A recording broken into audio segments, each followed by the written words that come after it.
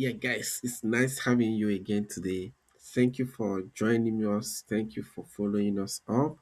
Um, I think it's about time I share this inspiration I drew from the service the other day, and it's really interesting to me, and that's why I think it's wise for me to share it with some of us that might be interested in learning and also sharing their experience with us.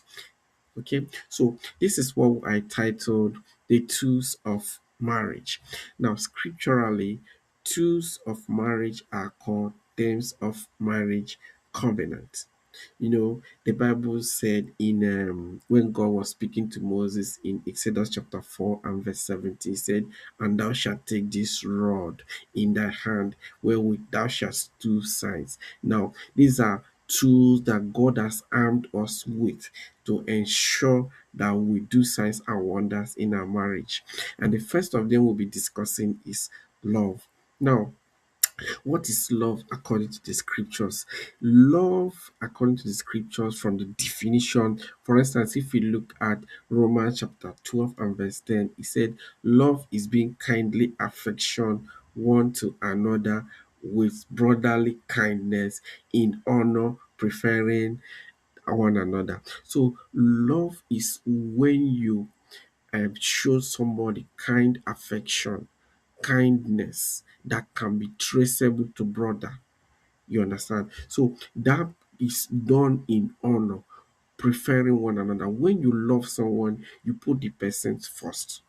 That is preference. Now, if you go to Ephesians chapter 5, verses 29 and 30, Bible also talks about love as the ability to nourish and cherish someone, even as Christ nourishes and cherishes the church. That is your ability to inspire, educate, feed, and uplift the person just as Christ does for the church.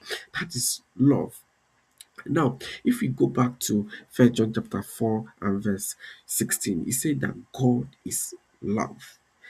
And he that dwelleth in God dwelleth in love, or dwelleth in love dwelleth in God, because God is in him. Now, this shows that love is the evidence of God's abiding presence in our heart. To live in love is to live in God Himself. So, love is God's manifestation in our lives. So, when you live and manifest love in your home, that is God in action in your home. Now, in Zephaniah chapter 3 and verse 17, there's another dimension that we have to understand regarding love. The Bible said that the Lord thy God in the midst of thee is mighty. And we just define love as God and dwelling in love as dwelling in God. That means love is God in the midst of your home, and that love is mighty. That love saves. That love rejoices with great joy. That love brings rest and peace. That love fills the home with melody.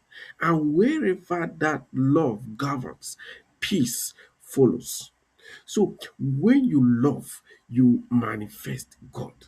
When you love, you have evidence of God's abiding presence. And that is why it's a mighty, unstoppable force in the home.